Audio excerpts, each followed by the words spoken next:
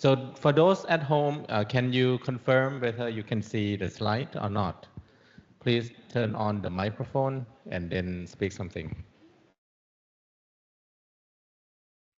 No, I cannot see the slide. Okay, let me do this.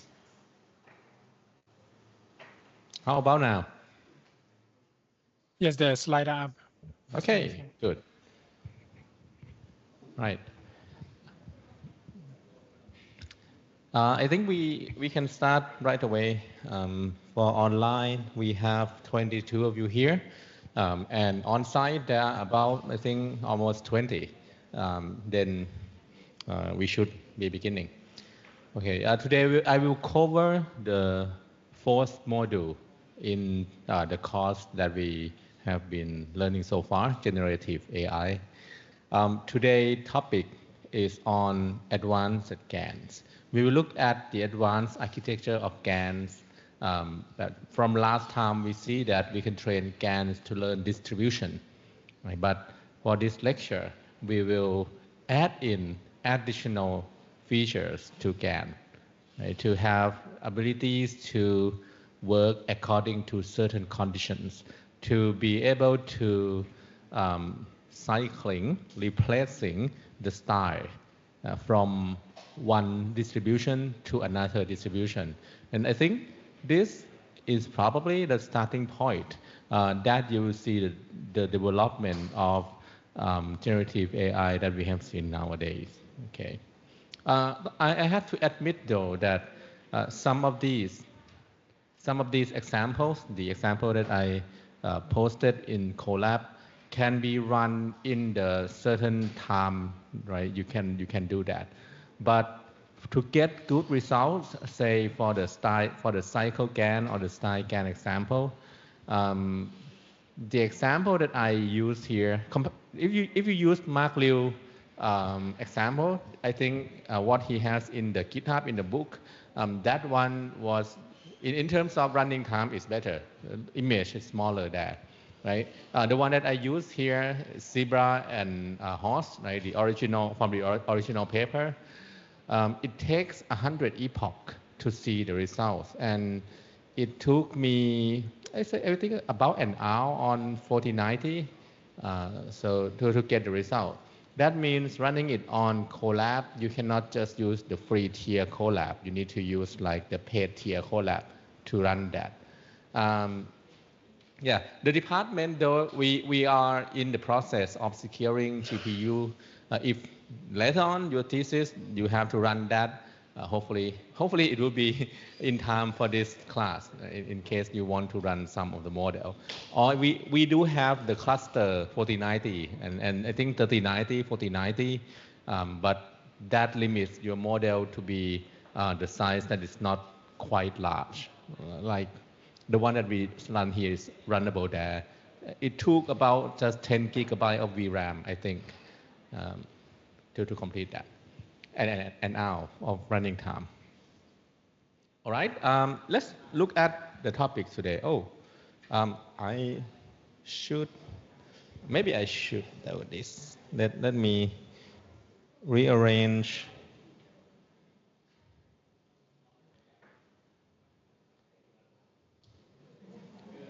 No.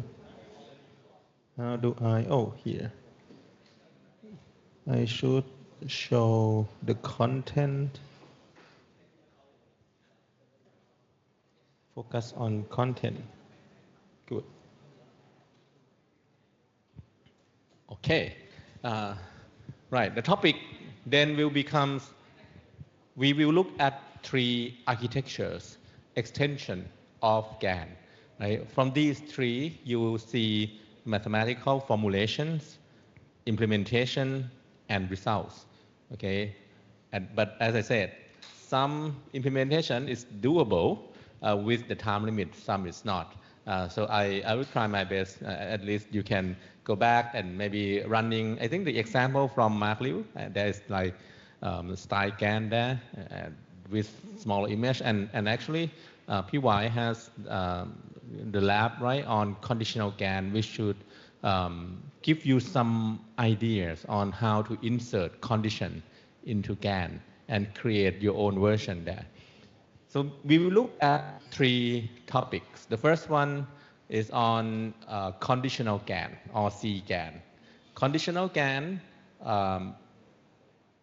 in conditional GAN, we add site information into the architecture so that the model would subject to a certain on-off switch, not on-off, certain condition that you can add to that. And hopefully the model will adjust accordingly to the condition that we add in.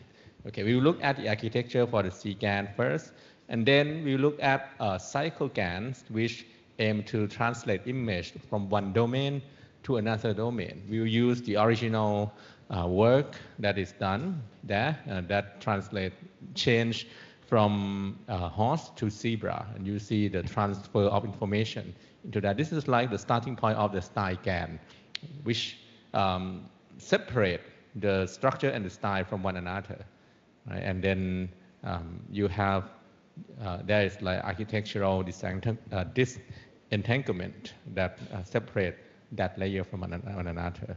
Okay, we will look at all the three here. From the last lecture we looked at how you can implement GAN.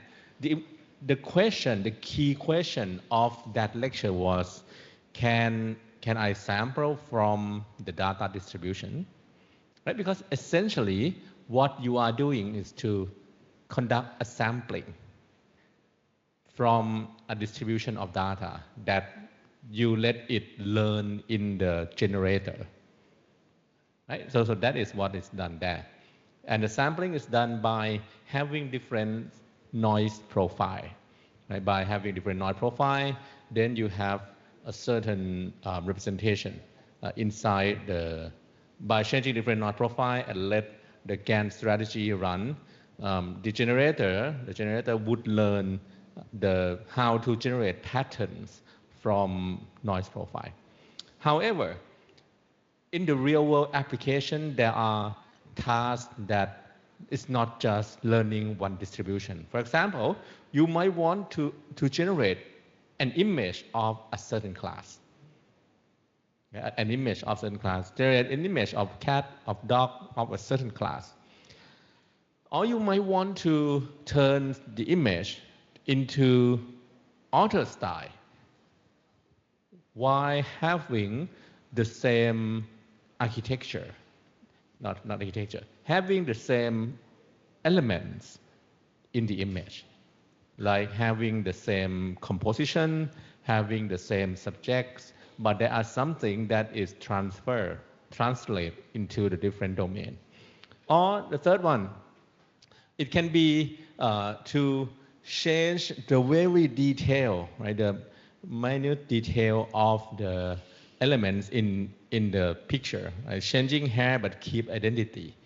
So like there has to be separation of features inside the image. So it knows that certain feature is represented by a certain part of the vectors.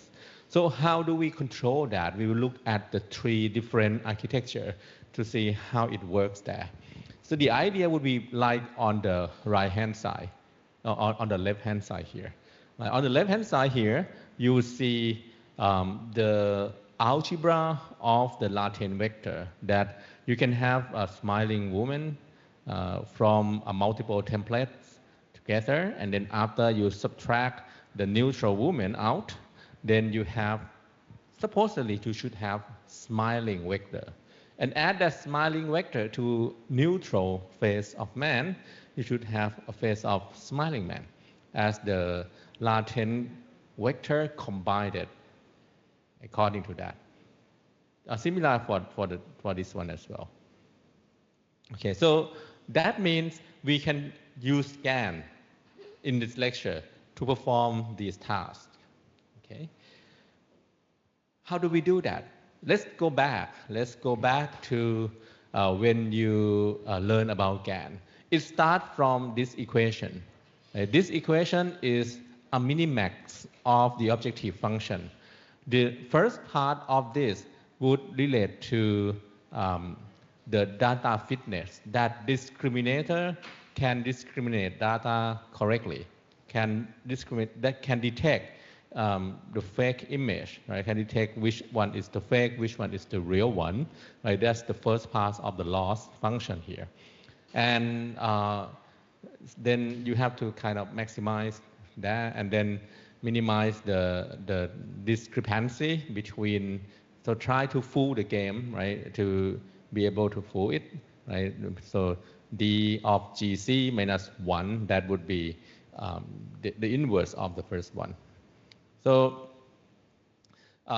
you can see that by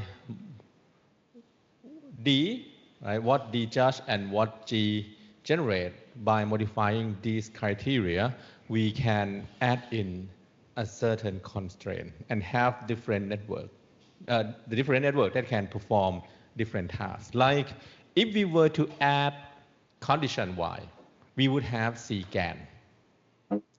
Y can be added to generator and discriminator altogether to have cGAN. We can add a cycle mapping constraint that add the constraint to the loss function so that it would optimize in a certain way. We can add intermediate latent space and style injection. That's for the StyleGAN. We'll look at that later on. Okay. Right. So all of this in order to have certain control. Otherwise, what we are doing for GAN would be just to model distribution. But we want control, right? We want the model to be, to be able to assert some condition, some switch into the model, some flag into the model, and it work according to what we train it to do, okay? So we want to have a certain semantic factor, but we are not entirely to go to the multi-model yet, right? We are still training it according to, this is still an image generation model with condition, not the entire language model plus image generation model yet. Okay, so we modify the three forms. The first form would be to control the class in the cGAN. Add in some flag, add in some class, and it should be able to do that. Right? It doesn't have to be just the class. It can be latent vector. It can be embedding vector, like to create that condition. Add in the domain control. You have CycleGAN. Right? Add in constraint. Then you have a CycleGAN. And then lastly, add in the style control. Then you have StyleGAN. And controllability will be judged by looking at this. You see that there will be like latent variable inside as a signal. There will be certain interpolation. You will see that if you were to look at the interpolation between the two style to vector, there will be like the transition between them, and there's mixing in that. Okay, so how do we evaluate whether the results are good or not? When we look at the image visually, we can look at the image in the qualitative grid. I look at what they produce in terms of the fake image and in terms of the real image. We can look at interpolation consistency. We can look at the collapse indicator, like the distribution skewness. We can look at autometrics as well, like FID, then that measures the similarity of the generated image to the real image. Like these are like the thing that you can use in assessing. If you look at the paper, there will be they will use all of this. They will show you the visual image generation using FID to measure some of the qualitative side, right? Okay. These are the link, though. If you want to go to that, let me click on some of that. These are the paper for each of these GAN, and you can go to the respective GitHub. This is for cGAN. cGAN is not that difficult. We are implementing it here as well. I think we can run it and wait for the result as well. But here is for the CycleGAN. This is a CycleGAN. You can see that there are quite a number of things that you can do. there are already implementation that you can import into your space. There is all even the slide. I think I shared it, right? Okay, yeah. Even the presentation, paper and author work here, face and ramming interpolation, I suppose, cat and dog. Yeah, very fun website. You can try it out. Okay, this is like horn zebra. I also do have that here. And this is for the StyleGAN from the NV lab. And you can pull the GitHub and then try to train this. That's doable. Okay. Right. So these are suggested read, especially for the master degree students. You want to work in the field of, say, generative AI in any way, try to read this paper. The concept itself is very simple, I can say. When you see the implementation that I did, you can see that it is just scan and add something in. You get cGAN. And it's GAN, add condition, you get CycleGAN. And it's very quite straightforward in that sense. Okay? Let's look at the 3 examples of GAN, of advanced GAN. Conditional GAN. Okay? A conditional GAN is a GAN that we give it a solution. So what we want is we want to have X that come from a certain distribution, right? Px given y. Y is the class, and X will change according to the class. So it is itself a conditional probability, right? So we have to find a way to implement that. Okay. For example, this is the result of the cGAN, which this will be the demo that I will show you as well. To train GAN to remember that if I were to say label 0 to 9, it should be able to generate the correct label that belonging to that class for us. So this is like a very basic example for this. In real world, you can have GAN learning something that different entirely given the class that you want, like cat and dog, like a different type. I think why we use the fashion MNIST as the data set. No, never mind. We use the clothing, right, which is fun, right? We can see how it generates out in that. Okay, so how does it work for the cGAN? This is GAN on the right-hand side. Okay, we now have the conditioning signal Y. Right, we need to add in a signal, this signal. This signal Y will be added to generator and discriminator. And then D would learn whether this, instead of detecting as real or fake, right? Instead of detecting as real or fake, it can learn to detect whether this is a mismatched label or the correct label. Okay, so change the task a bit into that. That's it. cGAN can be defined by this image from the original paper. We have GAN, the generator, and besides having C as noise profile, you now add in Y, which is the signal. Okay, why are we having multiple values? Because you can give it, instead of just one value, you can give it a vector, right, to denote maybe latent representation of something.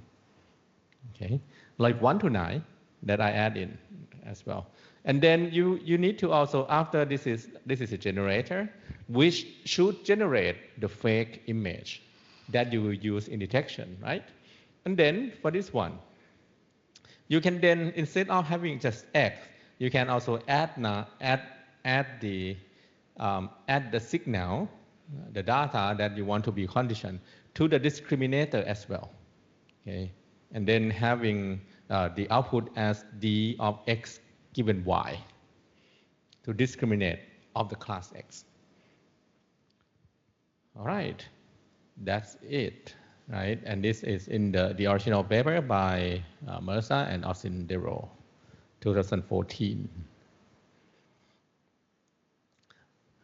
By doing that, right, it changed the objective function. I think the original paper, they used this as conditional probability. Like, this is d of x given y. But I don't know. I don't know. Yeah. But you can see that x and y coming in together. It's supposed to be joint distribution. Because given mean that you're shaping distribution somehow. But from what I see, this is just concatenation of the input, feeding it into discriminator. So I think it should be joint distribution. Joint, like receiving, doesn't matter because in the implementation, it is joint distribution. You add in, you concatenate the vector together and then put it into discriminator. It's not like you are conditioning it into different versions. So, you know.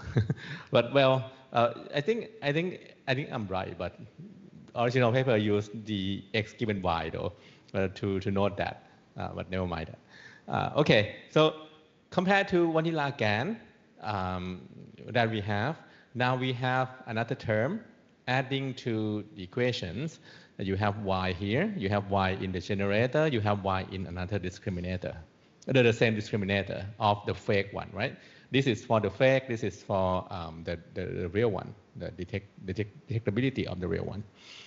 Okay, and then train the model. That's it, right? Now it comes to the representation of y. There are many ways to represent y. You can represent y as one vector if you have multiple classes. Right? Multiple classes, we can represent them as one hot vector. And then if you want more scalability, you can represent it as embedding. Right? What is embedding? Is word embedding. And then maybe because when you have embedding, there can be similarity in words. And that would mean, suppose that you have box and black box, I don't know, combining the vector together can reflect a certain meanings. Right? So that is possible. So you can use the one hot vector or using embedding that come from learning. And then there are also ways that you can inject the vectors into the model. You can do it by just concatenation. Concatenate the two together as input. That means just this will be a very minimal modification of the usual GAN. From the usual GAN, you have part that generate noise. You just concatenate it with the one hot vector. That's it. Train the model as usual, and then you get conditional GAN. Or you can do the feature conditioning, right, and concatenate Y to intermediate layers here. Have feature layer as well. Okay, let's look at different way of conditioning. I think there are three ways here. First is concatenation. Right? Have Y, have X, then you concatenate the noise vector Z with here, Z with Y, and concatenate input X with Y. You can see that there is no novelty anywhere. This is already novelty, generate conditioning. Just explicit conditioning it. And then this is what I did. You will see that later on. And then for the generator input, it will be C and Y. Discriminator input, it will be X and Y. This can be done also in embedding spatial broadcast as well to get the vector that you want.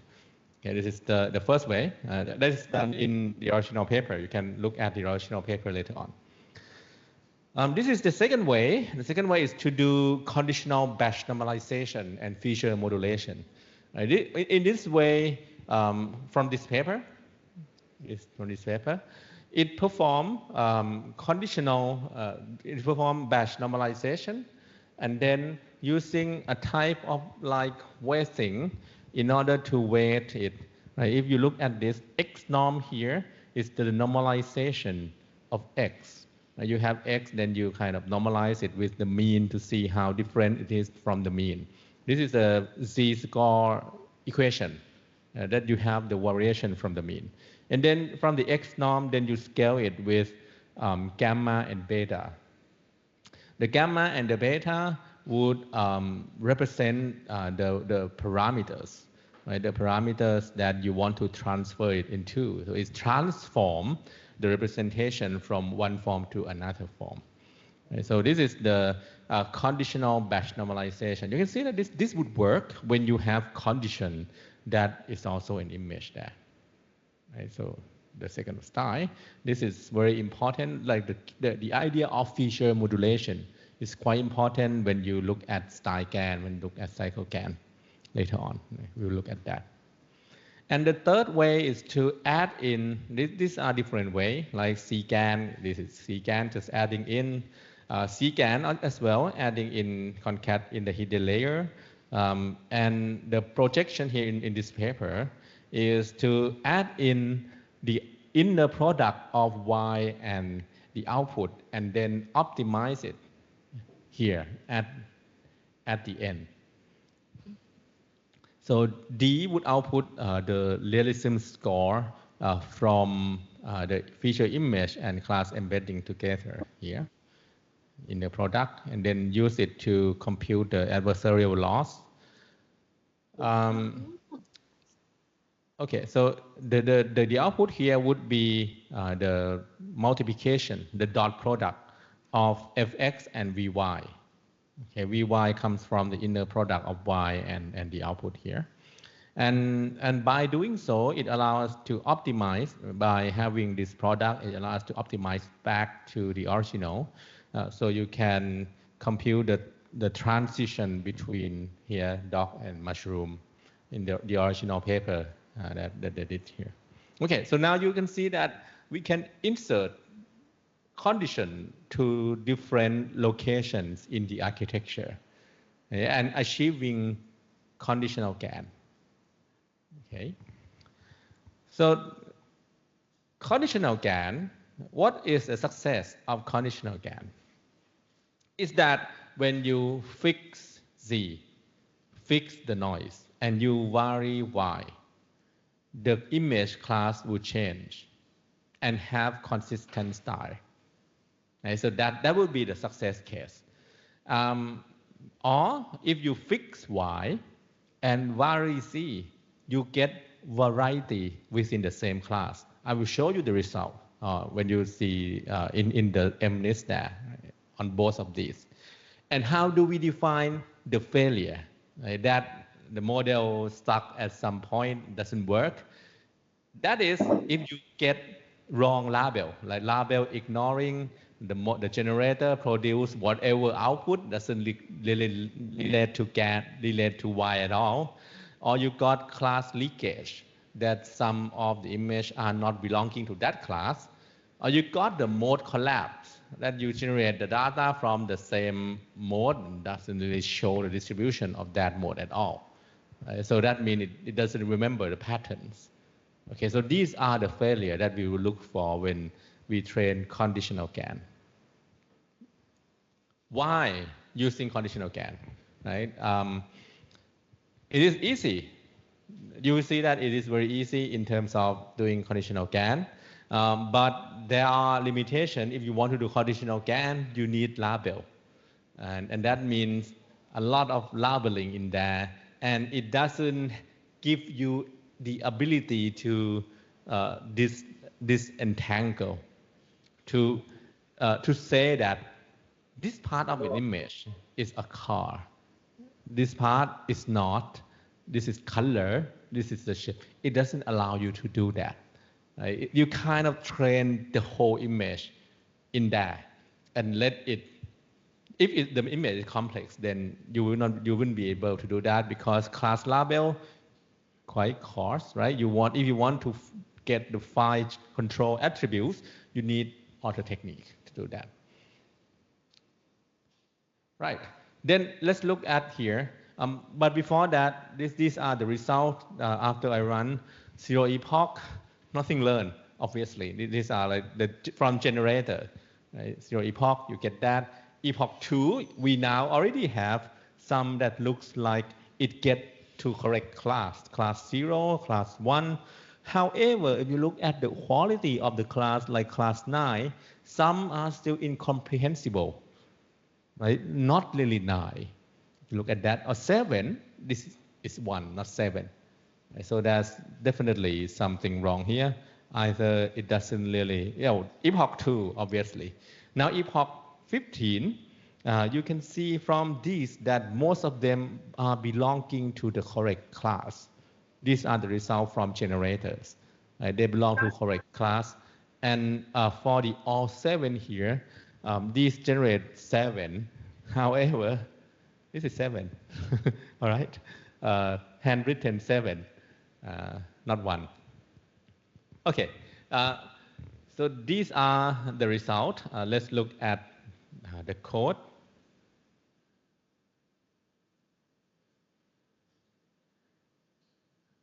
Yeah, let's look at the code. We will look at it block by block to see what is the difference comparing to what we did in GAN. Okay, so let me connect first. Actually, the faster way for me is to connect to the local server I have down there. But that would mean I would cheat you. Not really run on the Colab. It will be faster though. Okay, so here the hyperparameter that we use the Z dimension of 100, similar to last time.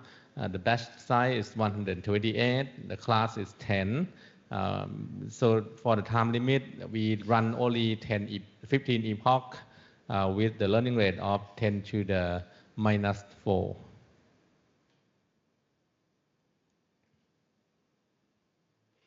So this is just to transform the data. The function transform and compose will create a type of pipeline for data transformation. And then you can apply this data transformation pipeline into the transform part of the dataset loader. It will transform the data accordingly.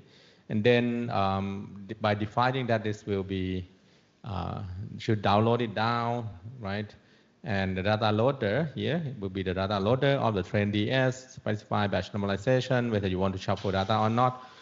Be careful about num worker though. Running on Colab with num workers more than 2 can cause the program to produce not good result because you don't really have the control of the CPU sometimes, right? The worker sometimes. So it might report that there are certain constraint or warning in that this number, but I think it's fine, right? And see, it's cooled down because I use T4, right? T4, right? T4 down here. Okay. Then this is the model initialization. The generator would receive C plus label and then generate image. So it would perform, we would embed label into vector, concat with C, and then we would have the same model. And then discriminator will work accordingly as well. Discriminator will embed and label map and then classify whether it's real or fake. Right? The first one is to initialize the weight initialization. Right? This is the function to initialize the weight to a certain value. Generator consists of input of 28 times 28, and then the layer would be like this. This is for generator. So we first have, this is a sequential, and you got linear layer, batch normalization, and Lelu here. This is FC, and then the convolution transpose, 2 layers. The convolution because it creates a larger image, right, from 7 times 7 to 14 times 14 to 28 times 28 at the end. This is for the generator part, and you can see that this is why do we need to have fully connected first? The reason for that is because we now have, last time we don't have that, right? But now we have fully connected layer here at first, because if you imagine back in classification model, at the end you usually have fully connected layer in order to summarize the data to get one hot vector. Here, what it does is to inverse from that, right? It receives a one hot vector and then generate a type of mixed profile that is used in the deconvolutional network afterward. And lastly, you get that. Okay, then for the discriminator, it works similarly. It receives input, right, 28 times 28, and then decrease the dimension from 28 to 14, 14 to 7, 7 to 4, and then finally flatten then linear, and then report as output. Okay, so after defining that, we initialize generator to this one and discriminator. Generator has the Z dimension, the noise dimension profile as the dim, and then class for discriminator, move it to the device, discriminator as well, move it to the device. And then initialize the weight to be random values using the function. So this will apply the function to the network, and that would have like a randomized value in there. Afterward, the optimization G and D would initialize, say that these will be the parameters that will be optimized for the model using ADAM technique, adaptive moment, right, with learning rate and beta equal to the specified value. The criteria that we will use is BCE, binary cross entropy, with logistic loss. Then this function is for the sample. Oh, I should run that. Okay. Just definition. The next part is on the sample grid.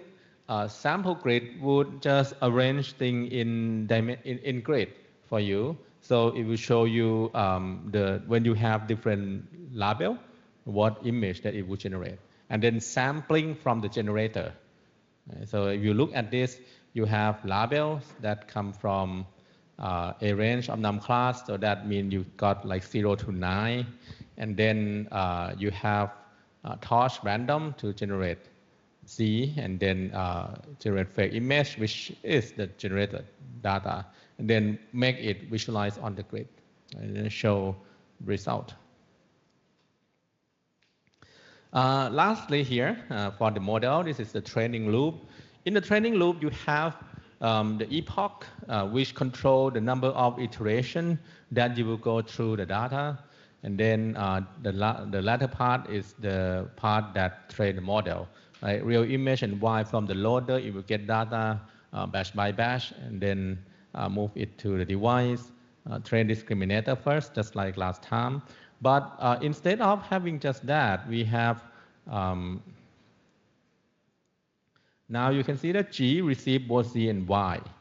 Right? Receive it both together here. You random it out, then generate fake image, use D here, real logit and fake logit, right, from real image and fake image classification, and get the label, right, target, and then calculate the loss D from the criteria of real logit and real target, fake logit and fake target. Right? You get the loss function. If you remember, the objective function that I show, the math equation, come from log of D, right? That is the part that is like the real target. And log of the fake, that is the part that is about the fake target, and 1 minus that, okay? Combining them, you have loss D, and then optimize set 0 grad, doing after putting forward, then doing it backward, and then step to update the parameters of D. Quite straightforward here, only adding the noise profile together with the condition vector, right? And then for the generator, similar to last time, only having noise profile adding in. I think that's it. And then it shows the result here. Okay, let's look at the result. I think this should be waitable. I am willing to wait for the 15 epoch of MNIST dataset. It is not that long, so this is like epoch 1, step 0, epoch 1, step 200, 400, and done in 15 seconds or so. And you can see the loss D and loss G changing, and it produced the output here. We will wait and then see the result at the end. But I don't think I can wait for the other one though. That would take too long. I mean, the CycleGAN, zebra and horse. It will be faster. It takes 1 hour on 4090. So on collab, it takes a lot longer. Well, but if you pay for the collab, you will get a better GPU. So maybe you will run faster with that. But it consumes credit, right? So use carefully.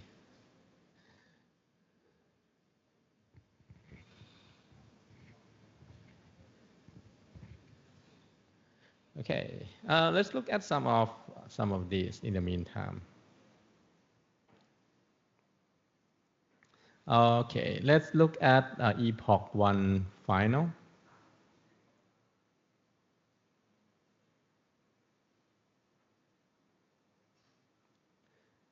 Unrecognizable, right? Not really, well, yeah, not yet. How about epoch 4 final?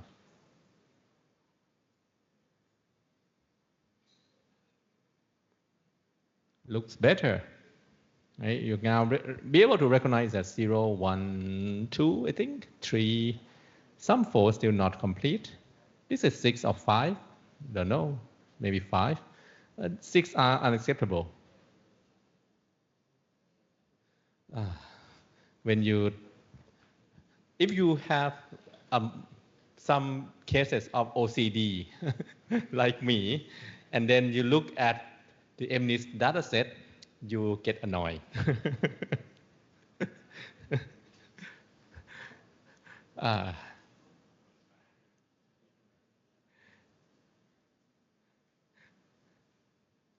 Okay, 5 epoch to go.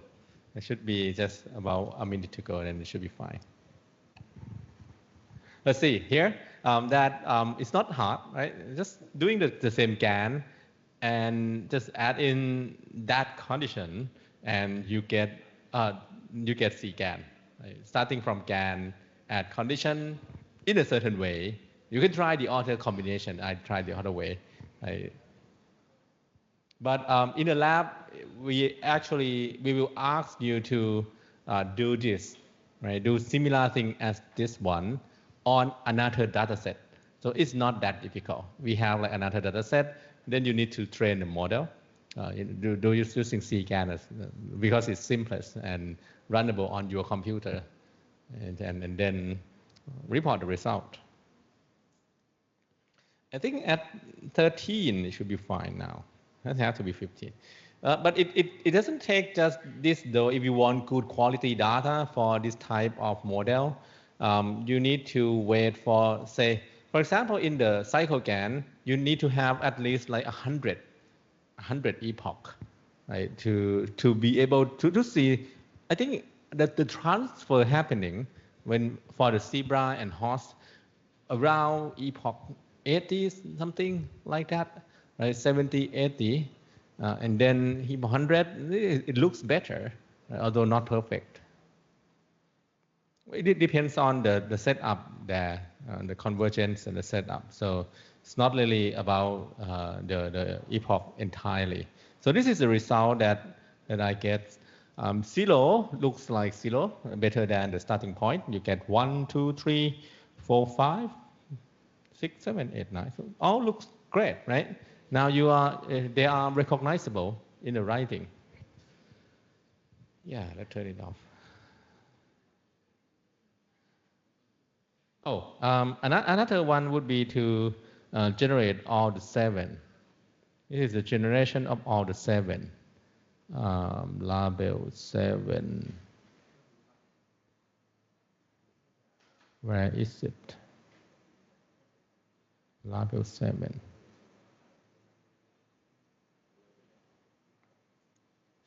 Here. So the first one that we see changing the condition would be to like the condition when you look at GAN, as I said, that you look at when you change the class, it produces data from different class, and you inspect whether there is like leakage in the class or not, whether there are mode failure that it cannot produce the data or not. And then try with just one class, see if there are anything that noticeable, maybe so. Does it look like 7? On some of these, then it might indicate whether you need to train more on stop, right? So that is the first model. Any question first for the conditional GAN? Online, you have, for everyone online, if you have any question, please turn on the microphone and then you can speak to the microphone and ask. We hear you in this room, but I don't see what you type.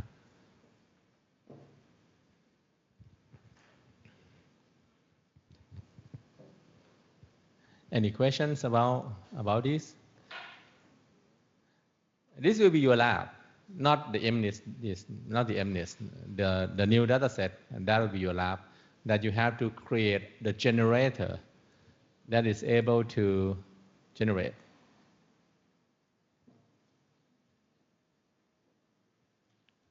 Okay, so that's the first one. Let's move on to the next one. So the next one, we will look at conditional GAN. From conditional GAN, we will look at the translation. Right? That would be CycleGAN. Right? CycleGAN originated from this paper, the unpaired image to image translation using cycle consistent adversarial network. And if you go to the website, the link that I gave you, you encounter with this one. So in cGAN, we want to generate X given Y, want to generate X given a certain class label. But in CycleGAN, give an input X, then produce corresponding output, but on another domain, on the Y domain image. That means we would like to change from one image, like zebra, to Y horse, from horse to zebra, like that. Or changing the style, Y structure remain the same. Okay. Okay, so there are no exact pair to train. There is no like label and exact pair for training. That means the case will be more difficult than the last one. Okay, the task is the unpaired image-to-image translation. Input for this would be a random X from domain X and a random Y from domain Y. You have X and Y here. Then you random the image out from X and from Y. And our goal is to learn to map from X to Y, right? From X to Y. So horse will become zebra. You will have stripe and then it looks like zebra. Everything else are the same, right? And zebra also can be converted back to horse, like that for this example. That is the CycleGAN. Okay, so CycleGAN have to do, and as I said, for the CycleGAN, for the cGAN, what you added into the network is just a condition. For the CycleGAN, the idea is to put in some constraint, right? Add in some constraint. We want the network to be able to do this. We want G to transform X to Y. We want F to transform Y back to X, right? Transform from one domain to another. And we want to have this as well.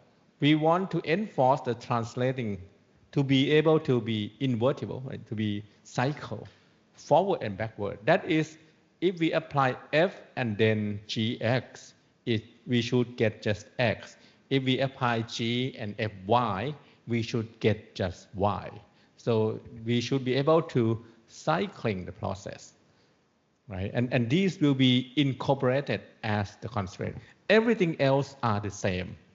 Like the model will be the same, but what changed would be the optimization. Oh no, the model is not the same because now you have more than one model. You have two models. You have two models, one model to transform from one domain to another domain, right? Like this one, we have generator A to B.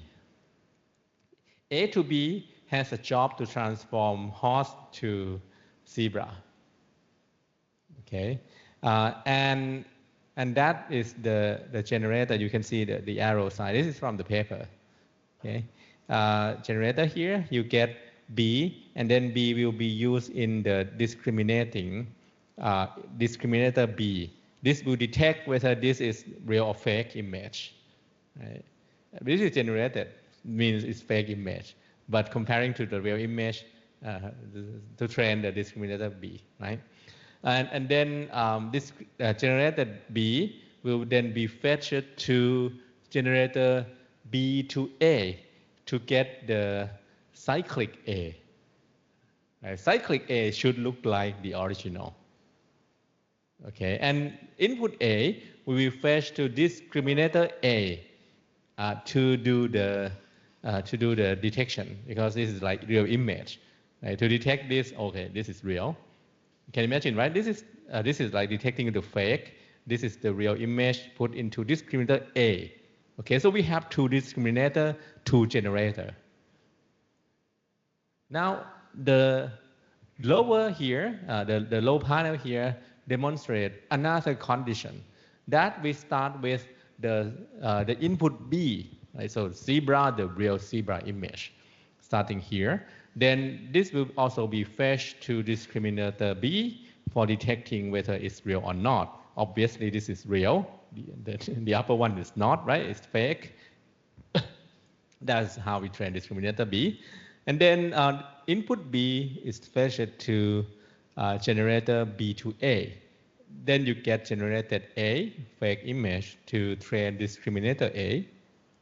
And then this one is then put into generator A to B to get the cyclic B, right? the one that is generated from here. And then this also should be similar to the input.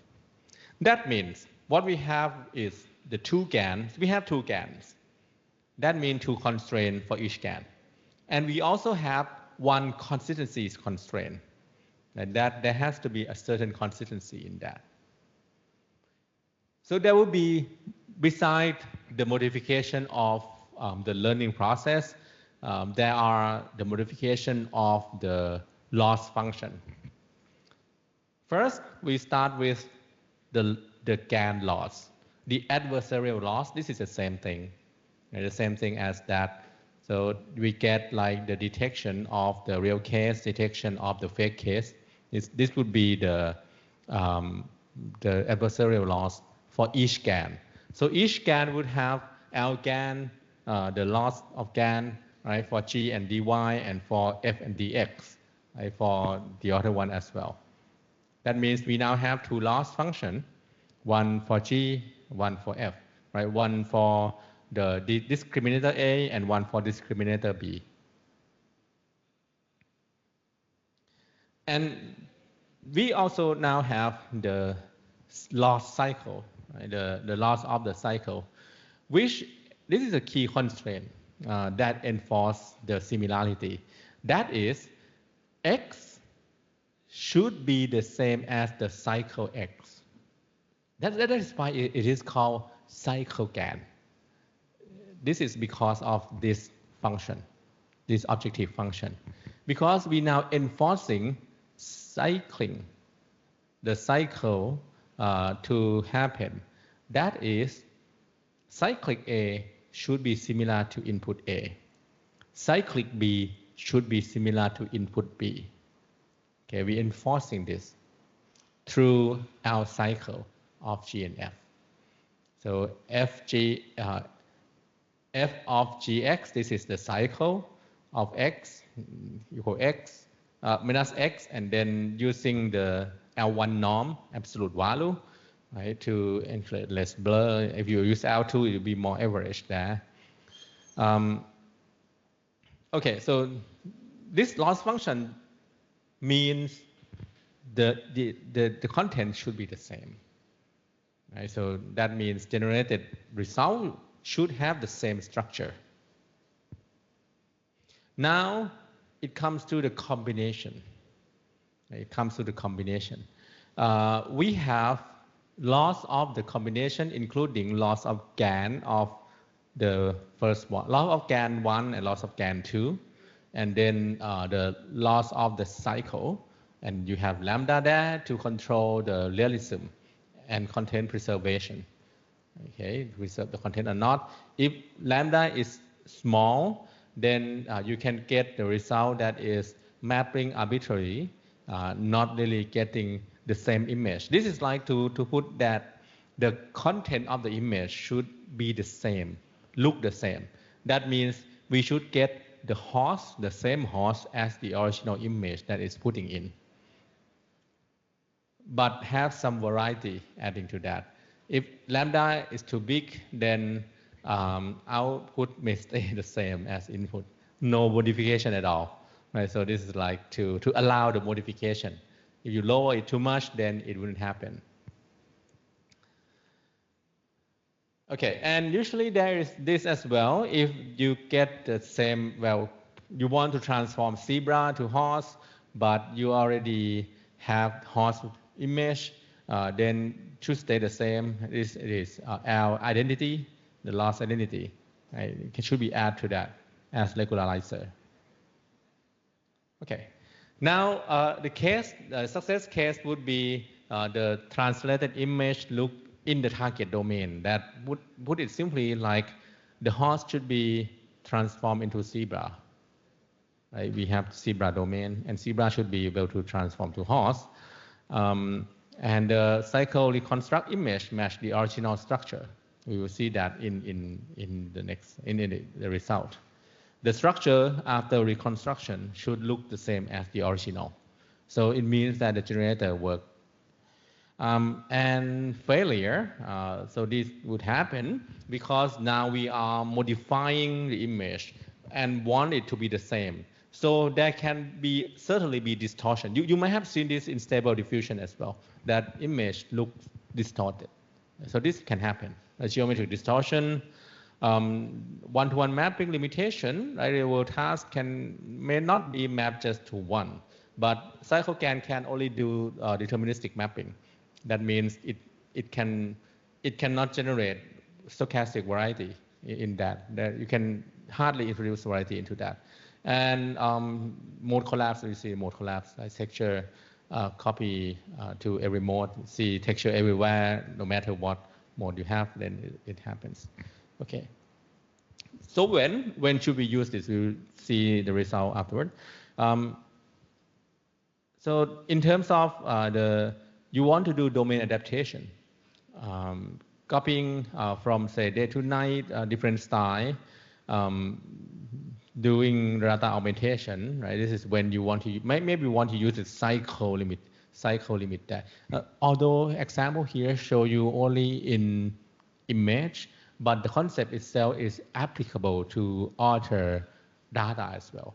You can use it with voice, with other type of data, generated data in there. So this, and for a limitation of CycleGAN is that it doesn't have semantic. It's not multimodal yet, just like the cGAN. It doesn't control semantic. It doesn't know what it means. Okay, it just translates from one domain to another domain. Think of it as distribution adaptation. It is able to do more than just cGAN. It doesn't generate entirely the whole thing, but it can control the degree of generation in this model. Okay, but if you want like semantic layer, that's StyleGAN for you. Okay, so this is the result that I got from training from epoch 0 to epoch 99. Epoch 0, you can see, doesn't work, right? This is epoch 99. Here, horse, right? And epoch 99 now, well, zebra now. Although there's a distortion in image in background a little bit, but well, you now see that this is zebra. And this is like generate from A to B and from B back to A. Now it becomes horse again. Looks like the original. This is showing you that CycleGAN work.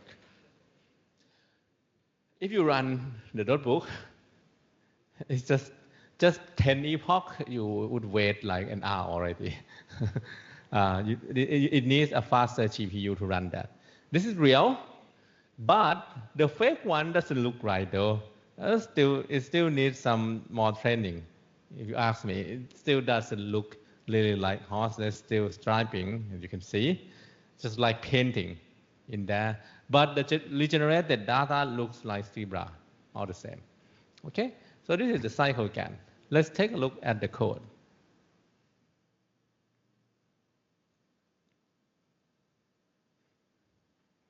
Okay, I'm not going to run this one. It takes quite a lot of time. I think I have the, here are the results of each step. I can show you this instead. These are the results I gathered from making this example. I run it on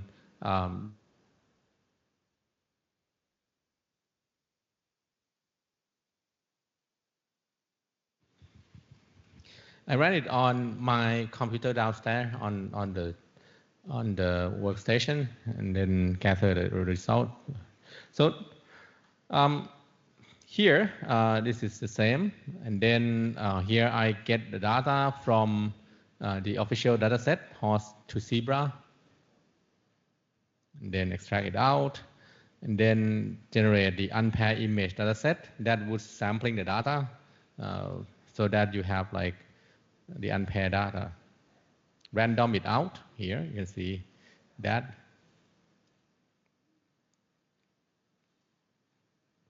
Then this is the transformation, defining the transform in the transform.compose, and then put it into both train and test data set.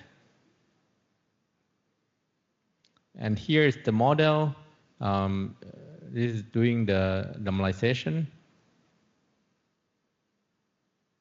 Return the sequential layer, convo norm, because kind of combining them together. Convolution, you need convolution, normalization, right?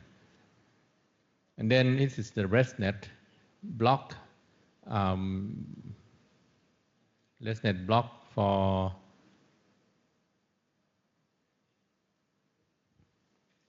the part, and the generator. This is the one block of ResNet, including this reflection path 2D, convolution, instant normalization, ReLU, and then doing things to model, adding to stack.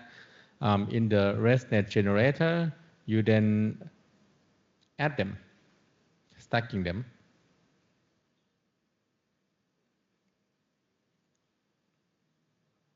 This ResNet block, combine it to that.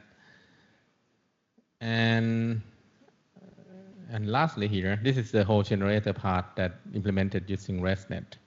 And the discriminator, in the discriminator, you have the detecting from 256 back to just convolution 2D here, and then put them together as layers. And then we then initialize the two parts, the generator part, A to B and B to A, and the discriminator part, right? Move them to the device. And then we have, for this one, in this example, we also have the replay buffer. This concept is very similar to replay buffer you get in, you learned it in the RL, the reinforcement learning class. This would store like the buffer of data set that you want to train, and then take in a certain buffer for that. That's replay buffer. And then here's the GAN loss and the optimization of each model. You can see that we have list of all parameters together for the generator and the discriminator. And here's the training loop. We have save sample, which will sample data and then save it as image. Then in each epoch, we get this is for the real A and real B, moving data to device, and then train the generator for this is B to A of the real A, and then A to B of the real B to get the identity loss. So first here you can see when we train the model, what we did is the aim of the loop in training model was to get the loss function. Right? If you look at all the previous GAN lecture, in the epoch, in the training, model training, what we want is to have this variable, this function that for this one, this is identity loss, and then you have loss of GAN A to B, loss of GAN B to A. How do you get that? You scan loss. This is like the original one of the fake. Then you have cycle loss. Cycle loss, according to the equation, like is L1 loss of recreation and the real, and cycle loss, L1 loss of recreation and real, right? Time lambda, then you have the loss cycle here. Then add them together, do the backward and the step, right? It's quite straightforward from the equation to what you have in the training here. And then this is for generator, discriminator. Then we get the fake A and fake B. Then compute the discriminator loss, and then optimize discriminator. All right, and this is the result that you get. Let me show you some of these. Let's start at epoch number 3 then. Yep.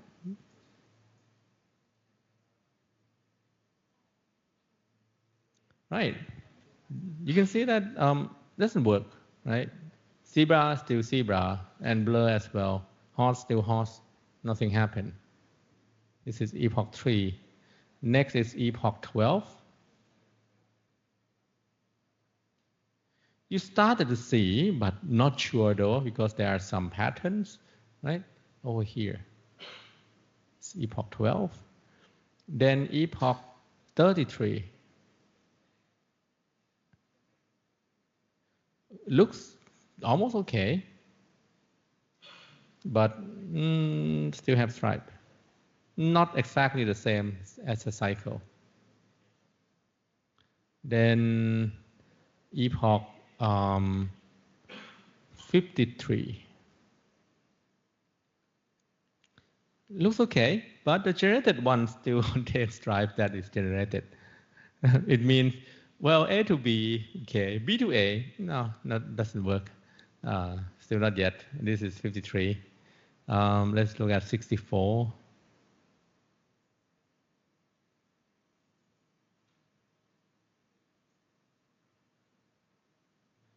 Okay, looks better, right? Here, original. This is A to B. Now but I don't see the horse face.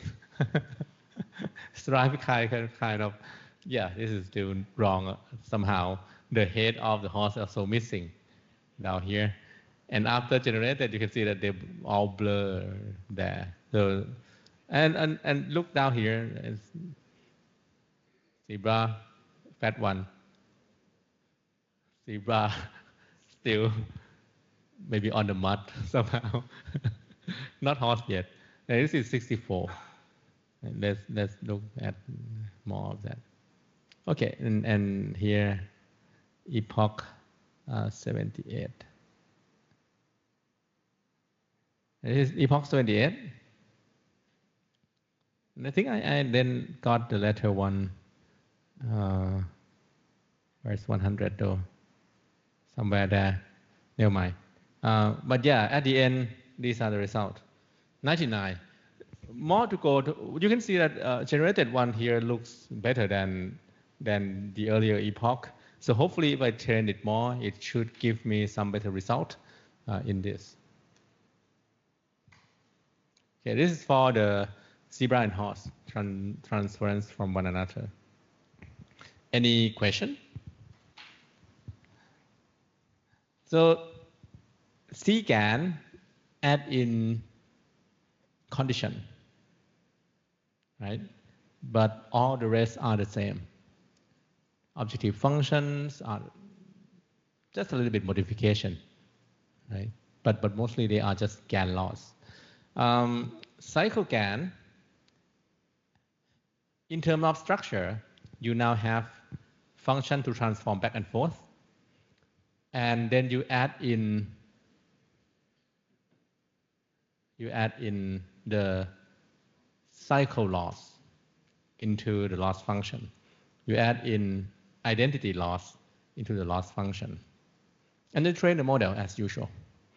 And after time, it is able to transfer the style and set remaining. You can play with it a little bit more though in the code, because you see that we have lambda, right, that control the lambda cycle, that control the loss cycle. You can play with it a little bit, but you need to train it quite a long time there. And you see that you can see that the generated data that I get here still retain, the reason that it still retain something that is similar to the original one is because of that lambda cycle that enforce that it should somehow look the same. And if you lower it down, then this image might be entirely different. So that's the constraint, cycle constraint that it's put there. Horse still horse, right? Generated data, the face are still there. Zebra, sorry, face are still there. So shouldn't put it as fake though, because it is the fake one that you use in classification, in discrimination. Right? But it is also generated data, A to B. Right? This is generated data, B back to A, and enforcing the cycle constraint between the two. Okay. Cool.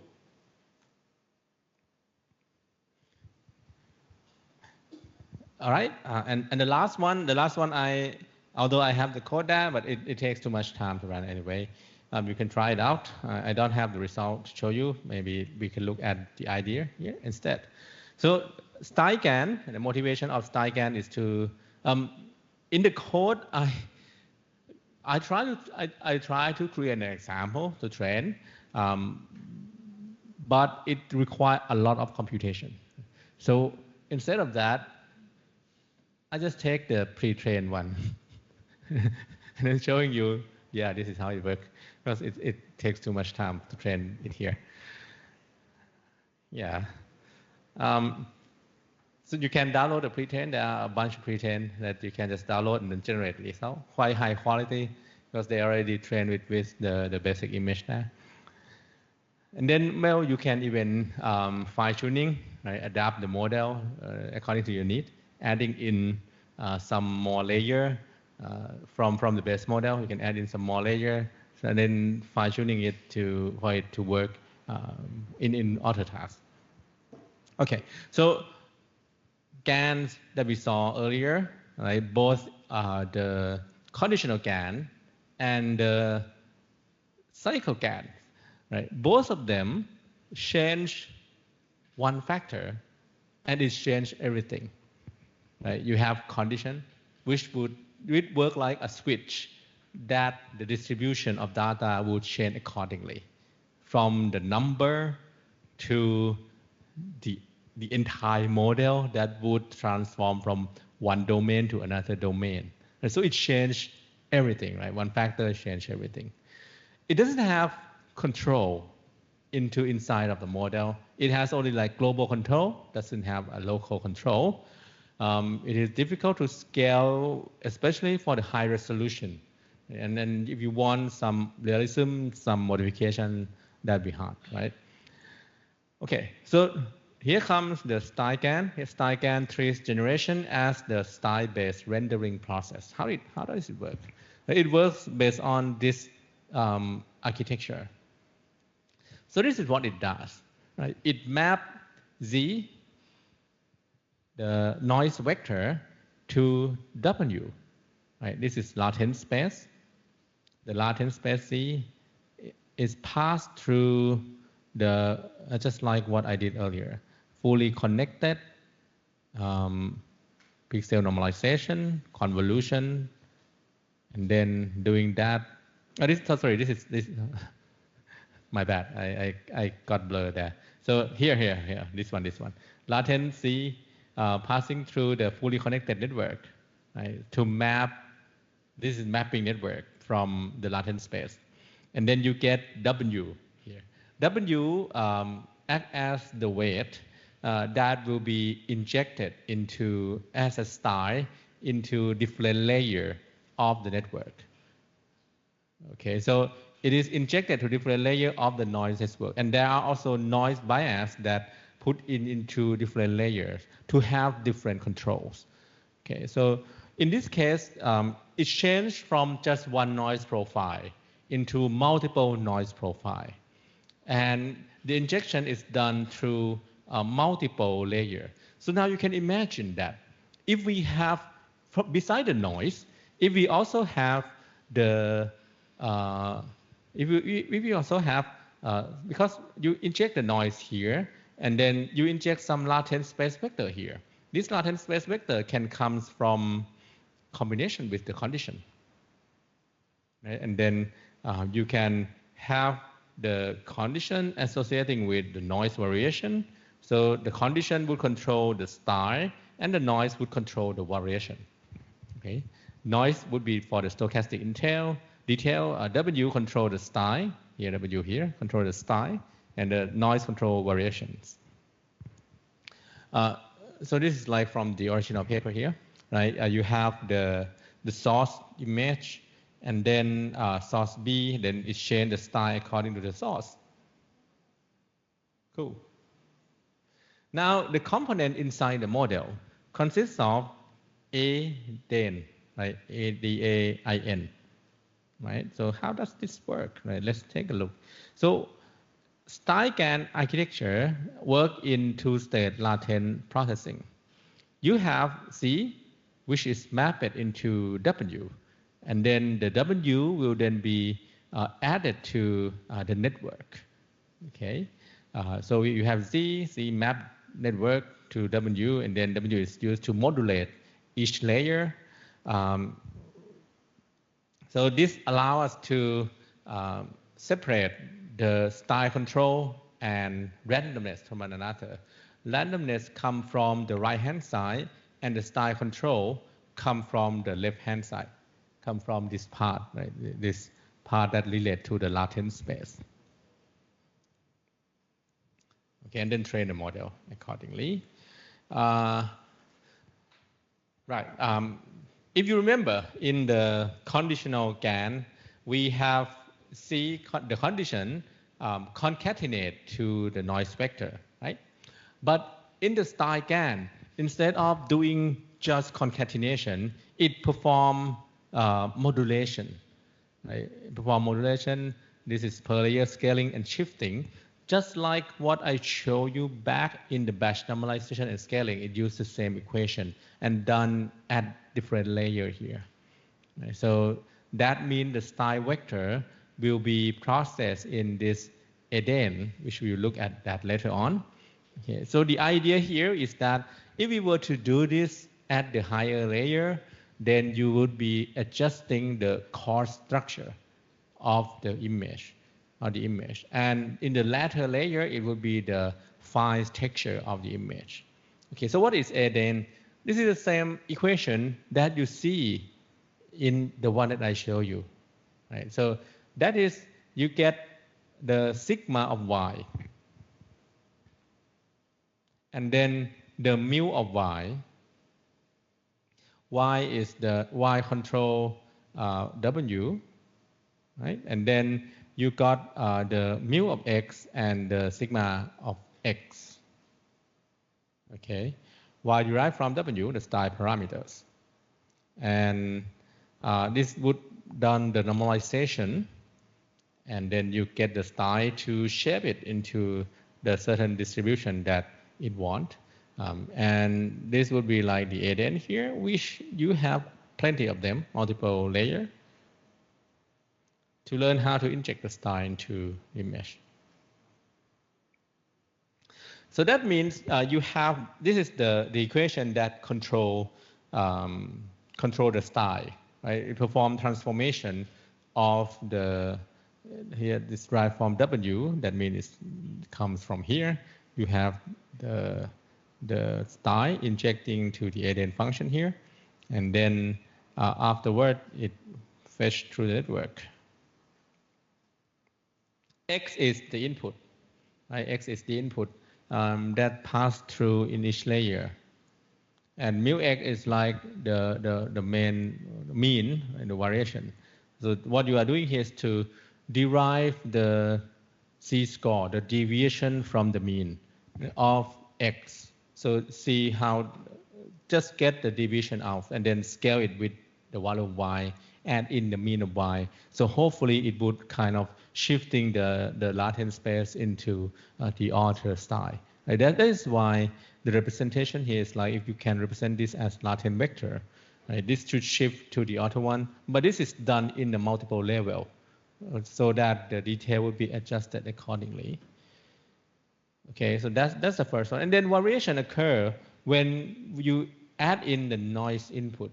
That is for the micro detail, like the detail in the image, so that it wouldn't be the same.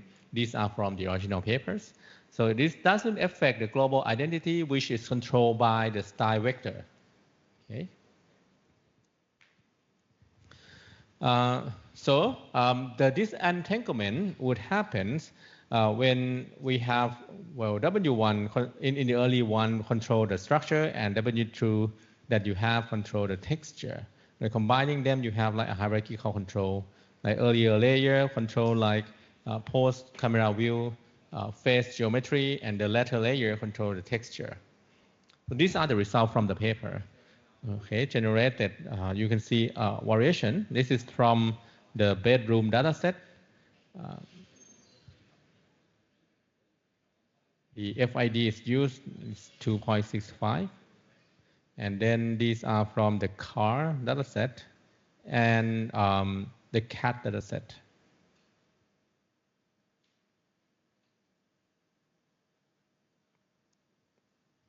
Okay, some of these, why it can separate the detail from one another, but there are still some limitation that some still not perfectly separated from one another, and it is conditional. It is not conditional. If you want conditional, you need to extend that by adding in. So just like the earlier one, if you want conditional, you need to add in certain vector into that. And then this is resource heavy. So it doesn't work if we were to just run that. There are other revision, like StyleGAN 2. You can search, there's already a site and a paper. Improve artifact and normalization, StyleGAN 3, address aliasing and texture. Here are some results generated. So these are the data from the model that I use up here. This is the pre-trained dataset. Pre-trained model is from generated model, quite high quality. And you can see the interpolation from the left, right, to the right, right, based on the profile. You can shift that and see the interpolation of the style. I like mixing the style here to another way. And then this is like varying the noise to get this. We can take a look at the code there. Although I did not train the model. You can go to the GitHub and then look at the code on the model training. It is a little bit more sophisticated than the earlier one, though, because it has quite the structure. But if you look at the structure itself, you will see that it looks exactly just like the slide I show you here. It has fully connected, generated the latent space, injecting to the ADN layer, combining that in the generator. And then you have discriminator do the work similarly. All right, I can definitely run this because this is like to load to clone the model from StyleGAN 2.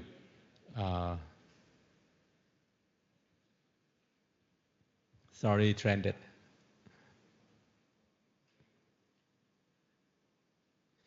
Here loading the pre-trained model. This is 256 times 256. Cloning the model, the pre-trained one, FFHQ, the face data set. And Pico load it up there. Done. Model size about almost 400 megabyte. And then here, to generate an image, so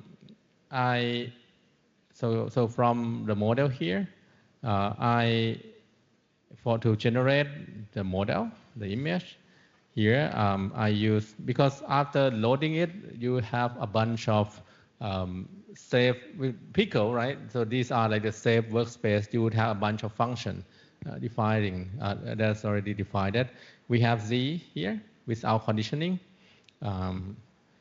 We can then, here torch van n would generate 16 noise profile, and then we use it for generation.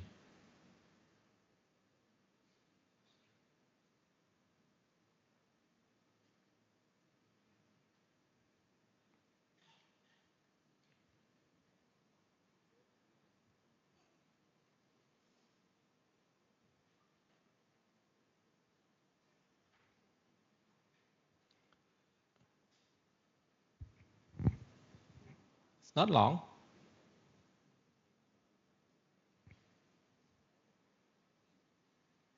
Ooh. Here,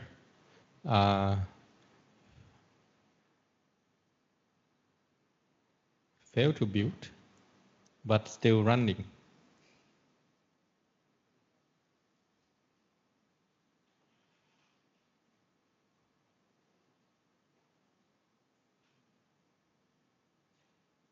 It's still warning though, it's still running. So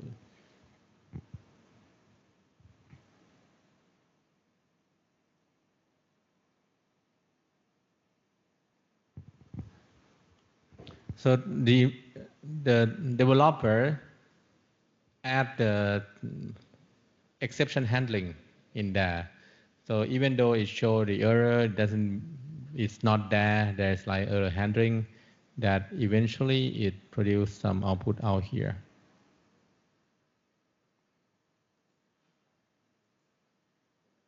I think.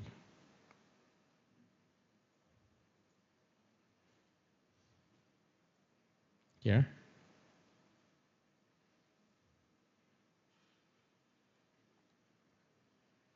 Yeah, here's the result from 16 different noise profile. You can see that all of these are quite high quality in there. And here is the mapping from C to W.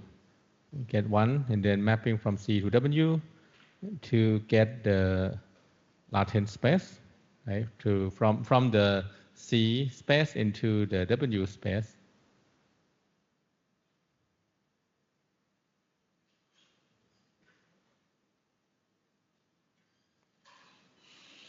And then generate the truncation.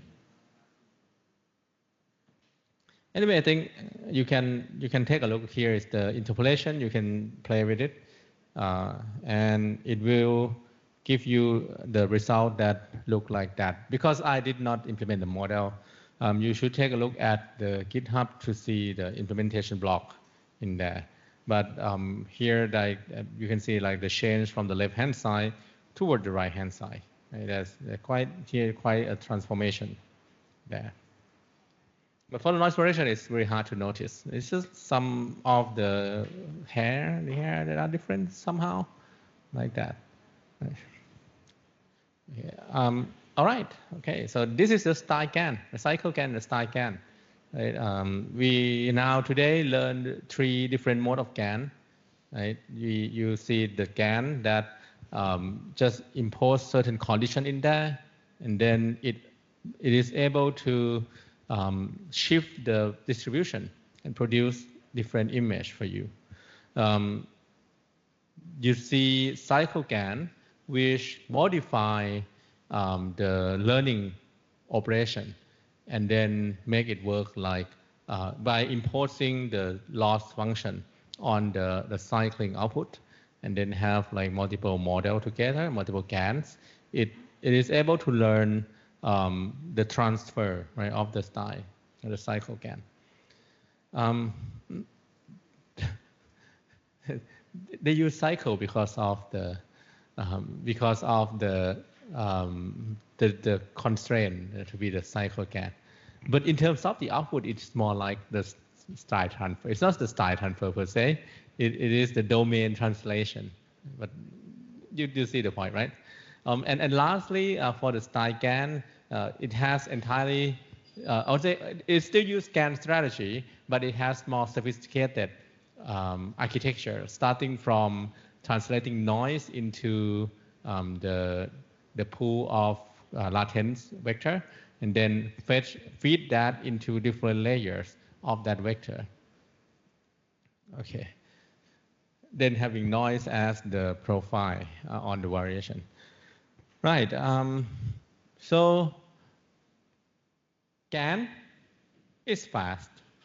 You can see if I can run it, if I can train it on on Colab and show it to you, yes, it's fast. In inferencing, but the training is quite unstable, right? Unstable depending on the adversarial game method, which one method it can detect or not. It requires quite a number of training in that, because you can see that I train 100 epoch, still not, some defects still observable. Okay, now diffusion, right? This is another model that we will learn later on after the autoencoder and the variable autoencoder. In diffusion, inference will be slower and take quite a lot of computation. Right? Comparing to GAN here, GAN is fast, forward pass done, right? Not requiring quite complicated computation. But diffusion model, right? Especially if you play with the image generation, the latest model like Flux 2, like the Quen image 2512, I think, edit, take quite a lot of computational power. For example, to generate image, like, but it is able to generate image like 1,000 times 1,000. Right? So, but it requires a lot of denoising. Right? It has to pass through multiple routes, a lot of denoising. And, but it is more stable in terms of training. Okay, and then if you look at the paper that I put here, you see the name, right? Keras is still there in the technique, the sampling technique, and a lot of that in the paper, right? Okay. Why GAN though? if diffusion is better, why GAN, right? GAN is faster. And in terms of theory, it is easy to understand as well. And you can think about GAN just like in reinforcement learning. If you look at GAN as a reinforcement agent, it's just like that. You have discriminator agent, you have generator agent, and they play games, learn from one another. So this game can have different form. That's why you have like 4 agents playing one another in the CycleGAN. So you can think more that, and there are plenty combination, plenty research in GAN, like creating different game dynamics, learning dynamics in GAN to do different tasks. But if you want realism, stable training, prompt, VRM, that would be diffusion model. We will see that later on. And I will try to train basic one, lower resolution, that can be done. Not higher one though, the higher one we will just get from Hugging Face and then play with it. Right? So that is the first one, the GAN one. Right? The GAN one here, we have X, X prom, passing through discriminator, getting right or wrong, right? Fake or real fake. And generator get C, get you get X prime here. And this is the first generative AI, right, using GAN.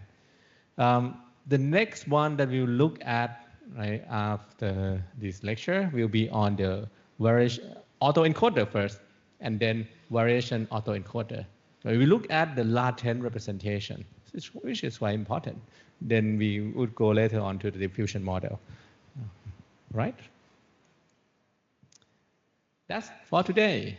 Let's look at the lab. What you can play with the lab afterward. I will leave. I will let PY brief you on the lab that you have to do.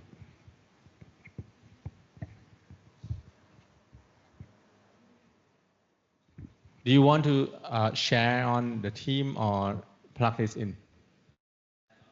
Okay, sure. Okay. Yep.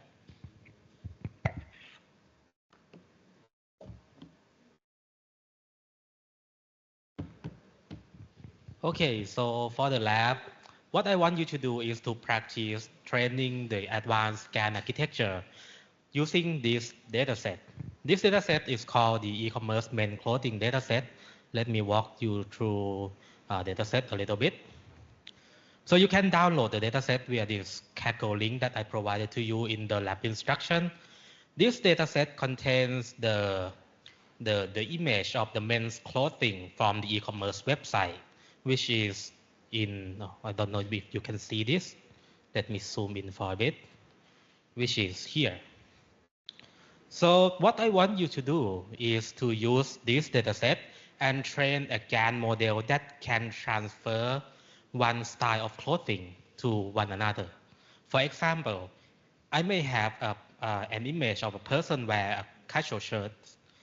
I want you to train a GAN model that is able to transfer that style into like a formal shirt, for example.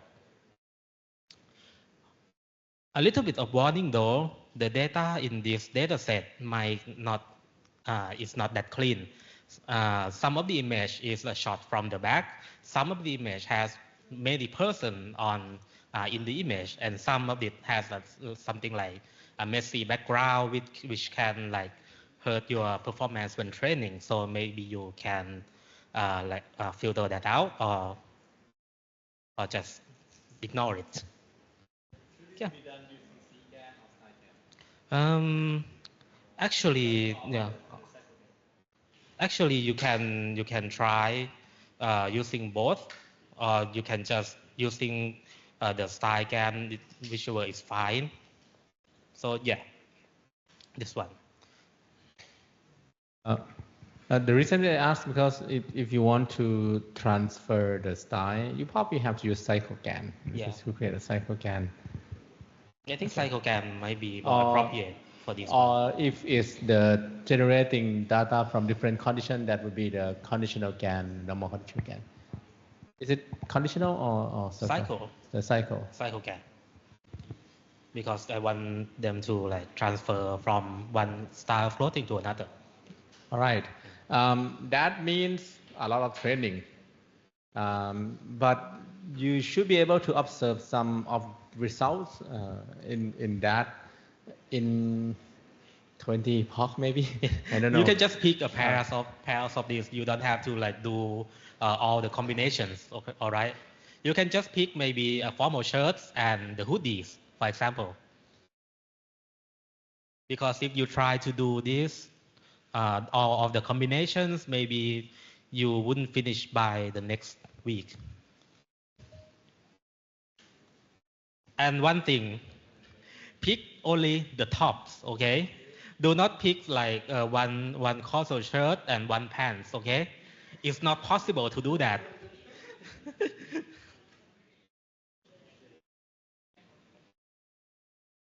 Okay. So just like the last week, right, this one will be a group work. Yes. Have fun.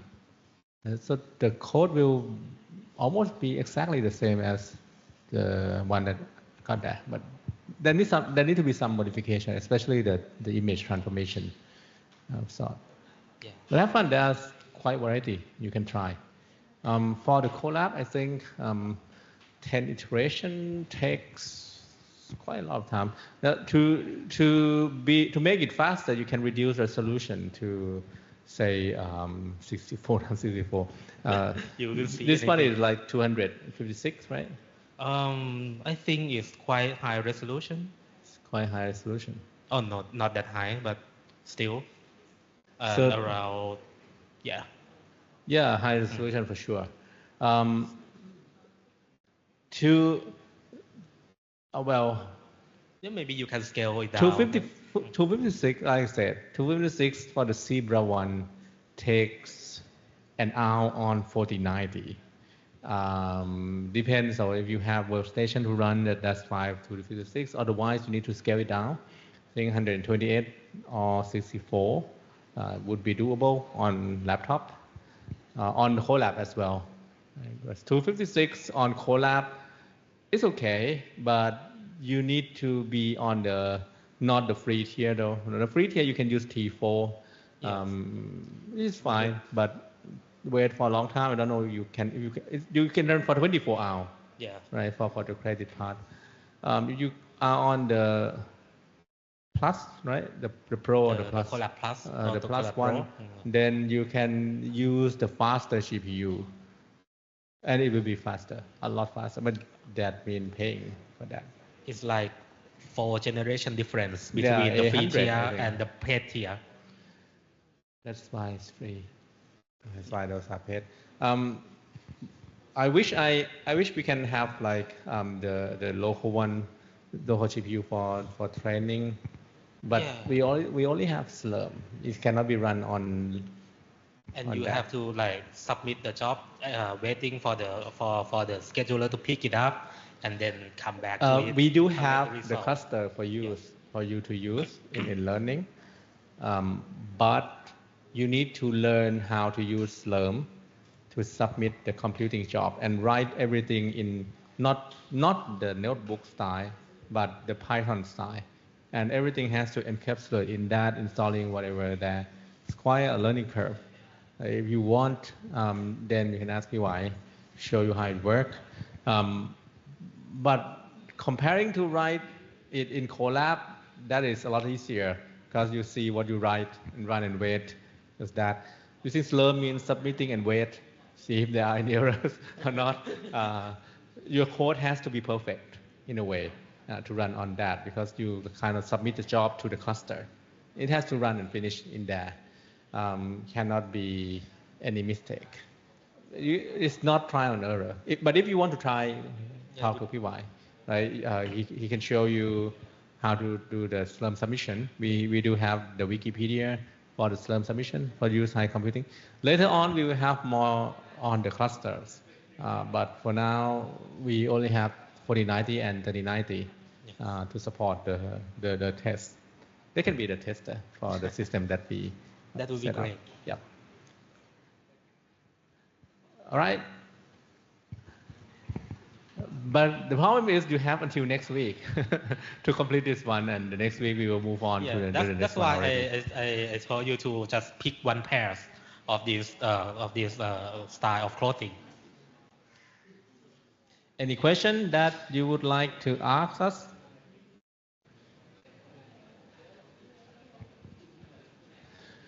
Right. Not semester. Sorry. Next time we meet, we will already look at autoencoder and VAE. Okay, to understand that, and then afterward it will be a little bit easier. A sequential model, and LSTM. Right, so next time we will look at autoencoder and training autoencoder, very simple one, and variational autoencoder, which is still used in a lot of model, right, as part of the generative model. We will look at how it works in the variational autoencoder and what it means. Because later on, I think at the end, around the end, I will show you the comfy UI, and then to kind of constructing the workflow, and you will see that some model require you to specify the VAE to use together with the diffusion model. Why is that the case? We will look at the VAE lecture to understand first what VAE is and how does it represent. Okay, right. That's all for today. If you have any further question, ask PY, the TA. Right. All right. And have a good night. I think this is all for today. See you again next week.